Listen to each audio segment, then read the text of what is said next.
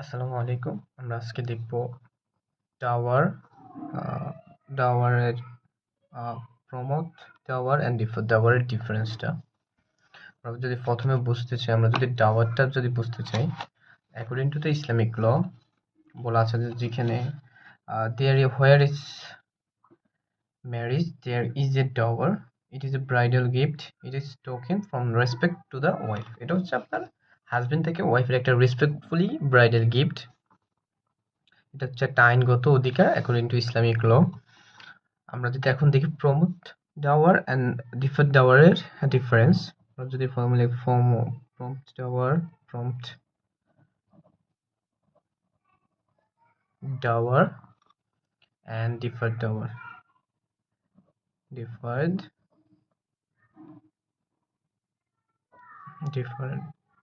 Dawr. Prompt ডাওয়ারটা কি আসলে?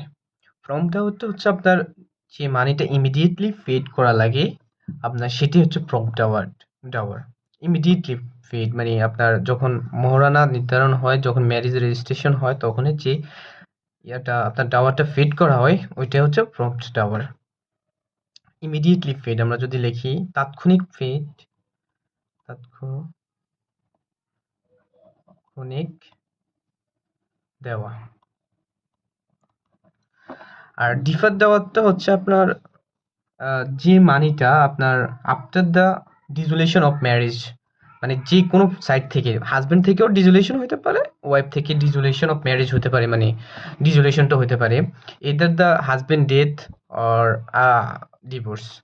আর ওয়াইফের ডিভোর্স দিলেও আপনার ডিফার দাওয়ারটা ফেড করা লাগবে। আপনার যে কেউ ডিভোর্স দিবে, ডিফার দাওয়ারটা ফেড করতে হবে after dissolution of marriage. After dissolution of marriage, after ডিসোলিউশন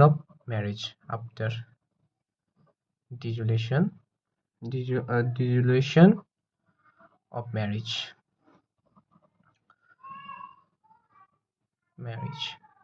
এখানে আপনার ম্যারেজটা আপনার ডিভোর্সও হতে পারে, আবার হাজবেন্ড যদি মারাও যায় তাহলেও আপনার ইয়া দাওয়াতটা দেওয়া লাগবে, ডিফার দাওয়াতটা।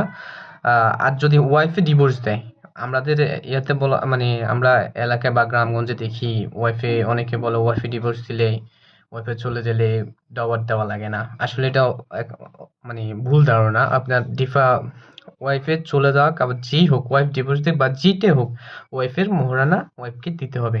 এটা তার একটা আইনগত অধিকার। আমরা যদি আরেকটা ডিফারেন্স দেখি এখানে, আমরা যদি এখানে আরেকটা দেখি, আপনার যদি ইমিডিয়েটলি যদি ফেড না করে প্রমোট দেওয়াটা, ইমিডিয়েট ইফ নট ফেড, তখন ওয়াইফে লিগ্যাল অ্যাকশনে যেতে পারে,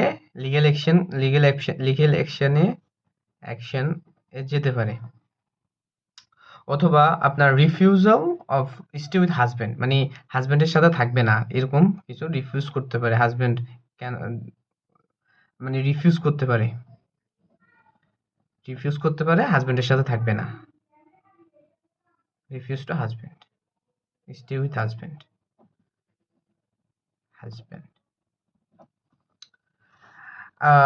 ডিফার দাওয়াতের ক্ষেত্র হচ্ছে যদি in case of dissolution of marriage, যদি আফটার যদি আফটার ডিসোলিউশন অফ ম্যারেজ, যদি আফটার ডিসোলিউশন অফ ম্যারেজের পরেও যদি আপনার ডিসোলিউশন of marriage,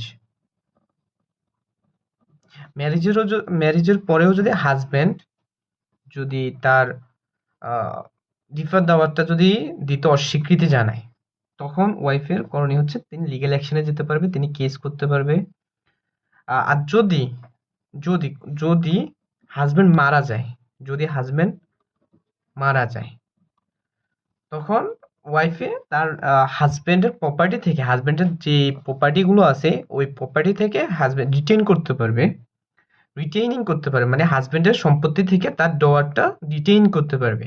retain retain from the husband property, the husband property property. হাজবেন্ডের প্রপার্টি থেকে ওটা আপনার রিটেইন করতে পারবে। রিটেইন মানে বলতে বলেছে হাজবেন্ডের যে সম্পত্তিটা থাকবে, যে তার ডাওয়ারের যে নির্দিষ্ট অ্যামাউন্ট, সেই অ্যামাউন্টটা সেই ওই সম্পত্তি বিক্রি করে হোক বা যে কোনোভাবে তিনি তার রিটেইন করতে পারবে। রিটেইন করতে পারবে। তারপর আপনার আরেকটা হচ্ছে যে আপনার প্রম্পট ডাওয়ারটা হচ্ছে এটা হচ্ছে ধরুন 2 দিলাম, এটা 1, 2। 3 নাম্বার আপনার ডিফারেন্সটা হচ্ছে যে এটা আপনার প্রম্পট ডাওয়ারটা হচ্ছে immediate right of the wife. এটা হচ্ছে ইমিডিয়েট রাইট। এটা হচ্ছে immediate right of the wife.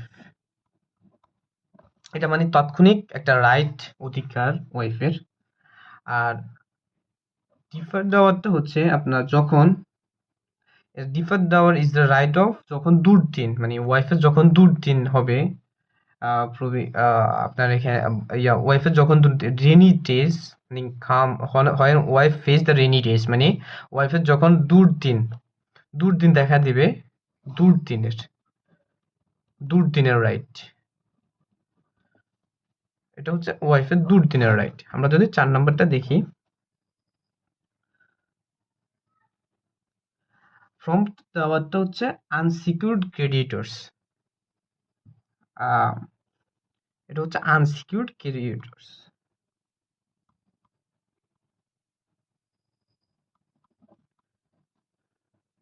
Creditor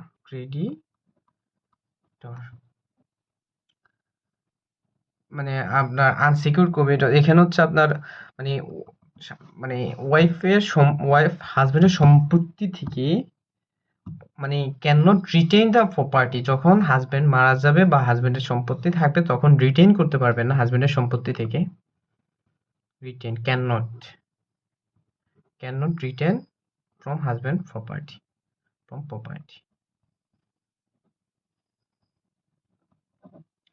আর এখানে ডিফার্ড ডাওয়ারের ক্ষেত্রে বলা আছে, ডিফার্ড ডাওয়ারের ক্ষেত্রে যদি আমরা দেখি, এখানে যখন ওয়াইফ উইডো হবে, যখন হাজবেন্ড মারা যাবে বা হাজবেন্ডের সম্পত্তি থাকবে তখন তার ডিফার্ড ডাওয়ারটা সে রিটেইন করতে পারবে।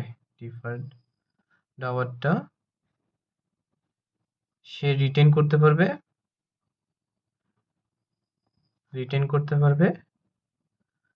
তার স্বামীর প্রপার্টি থেকে, মানে সম্পত্তি থেকে। আমরা যদি একবার